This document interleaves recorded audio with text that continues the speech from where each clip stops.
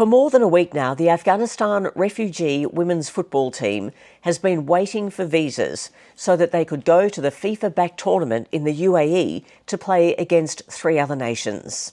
This is all part of a program which has been sponsored by FIFA, supporting the refugee women's team. Every night for the past week, the women have had meetings with FIFA to ask their questions as to why the visas haven't arrived or what is going to happen with the tournament if they cannot get there. They've had no answers so far. I've sent a series of questions to FIFA as well. As yet, they have not provided any answers to that. To be frank, it feels like FIFA has no idea what is going on and why the visas have not been issued. So I started thinking whether there was some other issue at play. Is there some sort of a geopolitical issue here? The relationship between the UAE and Afghanistan. After all, the UAE is one of only 2 countries that has a Taliban-backed ambassador. To talk a little bit more about the ties between the UAE and Afghanistan, I spoke to Umar Karim, who's an Associate Fellow at the King Faisal Centre for Research and Islamic Studies. I think that if we have to say that which is the one of the most important relationships in between Taliban and a foreign government or a foreign regional stakeholder, then that's definitely with the UAE or the United Arab Emirates. Why?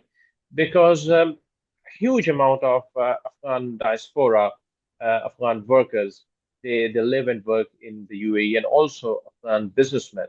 So UAE, if we may say, in a manner, is a backbone of the Afghan economy, which we understand it's not connected with the international financial grid. So the economic activity is very much dependent upon foreign remittances. And because there is such a huge Afghan community living within UAE, working, doing business, and I would say that there are Afghan businessmen who have billions of dollars of worth. They are stationed within UAE, and they are very well connected uh, inside Afghanistan. So UAE becomes very much integrated with whatever is happening inside Afghanistan, particularly its economy. And I think this is why, uh, although UAE was not actually very well involved within the mediation talks between the Afghan Taliban and the US, actually those talks uh, held in Qatar. But since the takeover of the Taliban in 2021, we have seen that it's the UAE or Emirates or Emirati influence that has risen quite significantly within Afghanistan, and we have also seen that a lot of the Taliban top decision makers, the Taliban defense minister, the Taliban deputy prime minister, and also the Taliban interior minister. They have all been to the UAE and they have met top Emirati leadership. So all of this, in a manner, shows that how much important is the UAE right now for Afghanistan, but also for the Taliban government. And so in the importance in that relationship, where does the balance lie? I imagine that it's UAE companies and a lot of government investment that is helping to build infrastructure, redo airports, these sorts of things. What does the UAE get out of this relationship? So the UAE basically gets out of this relationship leverage with the Taliban government with regards to possible regional connectivity projects, also with regards to investment projects or opportunities within Afghanistan. And there is also another key aspect of the Emirati statecraft, and that is to be to project itself as an actor which is of use in critical geographies for bigger powers, because it's not a superpower or a great power. It's a small state with relatively limited resources. So it has positioned itself critically in different regions in the Horn of Africa, of course, in South Asia, and in Afghanistan, as we can see now, by making these uh, sometimes personal connections with the ruling elites, sometimes providing humanitarian aid, and sometimes uh, getting these critical infrastructure projects or infrastructure related, critical infrastructure basically, where they can get this leverage, not only just with the local stakeholder or the local actor, but also with other regional and global actors. And I think this is what UAE gets from this relationship. It doesn't get a lot of, you can say, monetary benefits, but it does get itself into the equation, while actually it was not there even till 2021. So, this is interesting for me because of a particular story that I have been following, and I completely appreciate this is not your frame of reference at all. If there was a women's football team originally from Afghanistan who now live in Australia as refugees, and they were coming to play in a tournament in the UAE, would the Afghanistan government, the Taliban government, have an issue with the UAE hosting those women? No, not at all. That's they they are not such sort of a sovereign actor that they can raise, or for the matter of fact, can even pressurize the UAE on such an issue.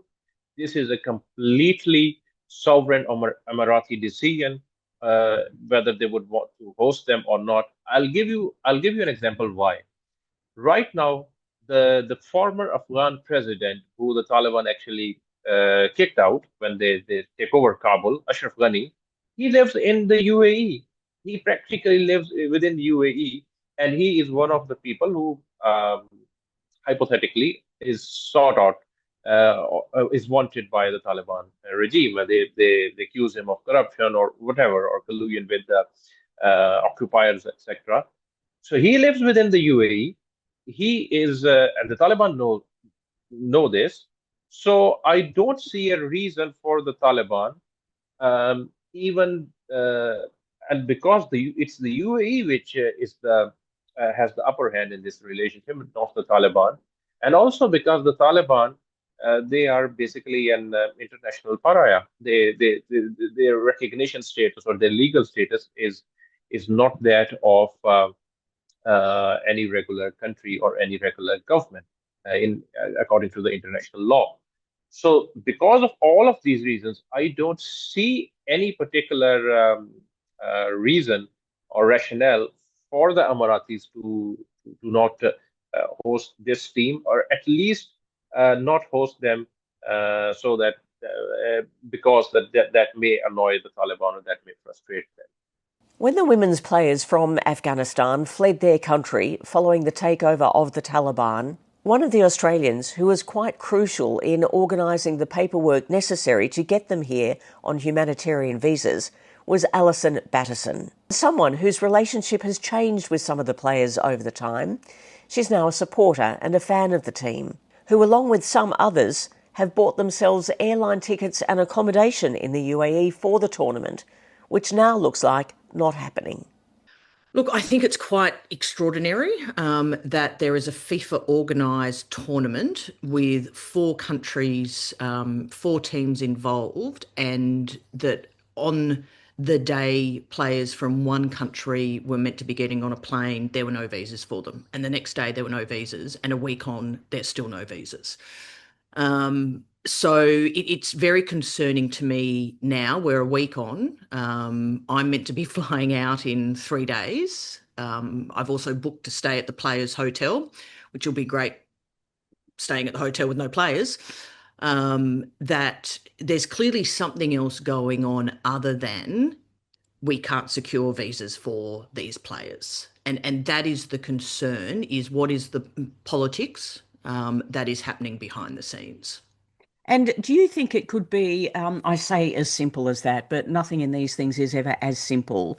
And, the relationship that the UAE now has with Afghanistan, one of very few countries, only two or three, that recognises the Taliban government and has accepted a Taliban ambassador, so to speak. And do you think this could be at the heart of the problem around issuing visas to a refugee team from Afghanistan?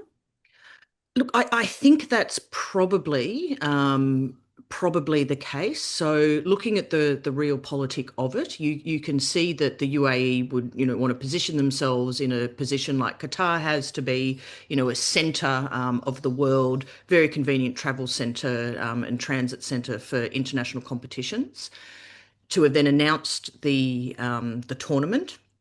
And there was a lot of publicity on it, particularly in the Afghan diaspora around the world. So these women are real beacons of hope for Afghan women around the world and in Afghanistan, and for all sorts of other repressed peoples as well.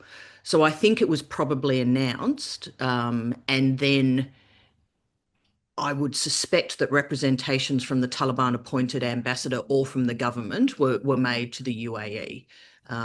Now, the question is why the UAE would decide to prioritise relations with Afghanistan, which isn't the greatest financially stable country, over and above FIFA, which I haven't checked, but I would probably imagine they have a greater budget than the GDP of Afghanistan. I guess the one thing that I've been thinking about with this regard is that they need to be strategically incredibly careful politically, and in all the analysis that I've read from various think tanks and so on about why the UAE would be so keen on strengthening ties with Afghanistan and the potential for that to lead to other countries is that first and foremost it's a security risk. And we all know about, people flooding out of countries, abandoning countries almost, Mm. where that leaves their near neighbours. And so the interest is in trying to help Afghanistan rebuild, develop, no matter what, and whoever's in charge, because they've got to think about that kind of security aspect for their own nation. And in that regard, I think it's a lot more than an international governing body of a sport. Yeah, see, I'm not. So yes, the regional security analysis is very important, particularly when you have Palestine and Israel in the same general region. But how much instability is Afghanistan really causing for the UAE?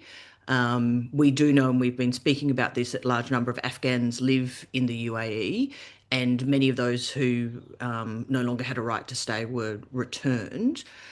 Um, there's also Pakistan in play here as well, and we've seen in the last 10 days or so some quite horrific attacks from the Taliban into Pakistan and vice versa. One of my clients, his childhood home has been blown up in Kabul with people inside. So there are a lot of moving pieces that the team aren't being told about, so they have no clear information on what's happening, and really should have either been foreseen or foreshadowed by the various entities involved. Mm. Yes, and this is where it becomes problematic because in the absence of information, all kinds of ideas run wild. And people also start to blame people fairly or unfairly. And I think, you try and position yourself in the shoes of every single party involved here. And there must be a genuine concern for the safety of the Afghanistan women's refugee team, no matter what. I mean, you'd be best placed to explain this more than anybody, and that is when you're a refugee, recognised as a refugee here in Australia, it's not like another Aussie that can hop on a plane to Abu Dhabi or Dubai without a visa. You need a visa. How are these women travelling and what precautions do they need to think about given the interesting position they're Yeah. in as far as their documentation? Yeah, so this is what I work with a lot, is with travel documentation. So they would be on an Australian travel document, but the nationality listed within that would be Afghan. And most countries deal with that by putting their visa requirements to match the country of nationality, not the country of the travel document. In terms of their safety, it is really the organising entities, FIFA here, that is best placed, has the best knowledge and the best resources to properly understand what sort of safety risks there are, and how to reduce any foreseeable risk. That being said, that should be done before a tournament is announced, and should be kept current. So I understand at the moment there perhaps talks about games in other countries. Can a risk assessment for these women be done within time? And they are in a uniquely vulnerable position. It would be a great pity if security and risk analysis was used eventually as an excuse for the tournament not to happen, because that is basic due diligence that you do on any event. You would have to think that someone somewhere knows something about why the UAE is not issuing visas for the Afghanistan women's team. Surely now, with only 4 days to go until the start of the tournament, you would think that Plan B might have already been put into place. Best case scenario, visas come through today, the team can fly out tomorrow. That appears unlikely. Second case scenario, the tournament can be moved at short notice to another country, but that is obviously going to require visas as well. So even that is becoming more unlikely. And a third case scenario is perhaps the tournament can be postponed, and the next international window is when we might see the Afghanistan women's team actually play. Actually, I love talking to you. Look, just to put it bluntly, there are some dickhead coaches and trainers out there. I think I've actually heard that label applied to you. Well, hopefully the whole thing will not develop into World War III. The Sports Ambassador.